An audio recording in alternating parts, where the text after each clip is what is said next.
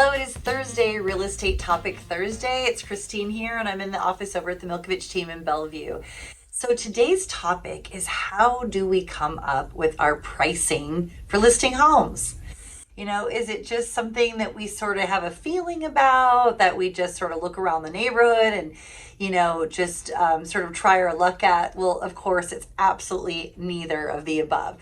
So here is how we approach at our team, working to get what we call the sweet spot of what's happening in the market so that we can work towards the goal of netting our sellers the most money.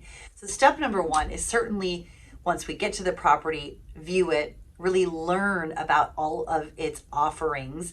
We then strategically research all of the sold comps in the area.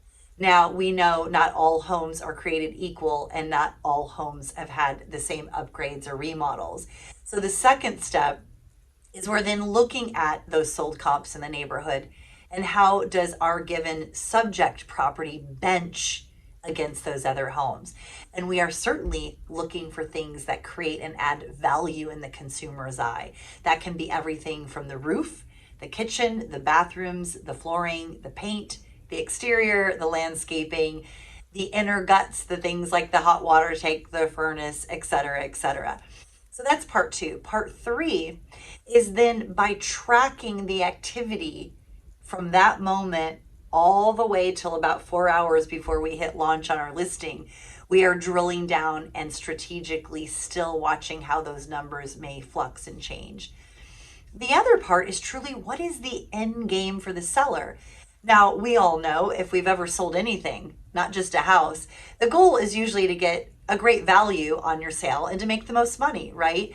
So, however, if there is a desire to get it to be sold incredibly fast, maybe there's a job to get to, a baby's being born, maybe multi-generational family planning, and it is paramount that that house moves at the fastest speed it can, then that may adjust or augment our pricing a little bit. If it's truly the goal to just get the net most money in the fastest sale, especially in this market, then we definitely want to hit what is happening right when we go live in the market. And the other thing that we have found that works with that is that then it typically creates the pent-up demand, meaning more buyers come through, more head count gets through the door, more really willing, able, and ready buyers are getting to the property.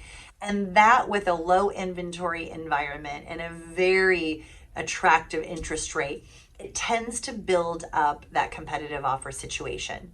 Now, some might say, well, why don't you just list it a little on the high side? It's such a frenzied seller's market. Why don't you go that route, Milkovich Team? Well, certainly at the end of the day, it's our boss's decision, called the seller. It's their home. But why we coach to be careful of that and not get blindsided by that thinking is because in this savvy market today, in this area, buyer brokers are combing those comp solds.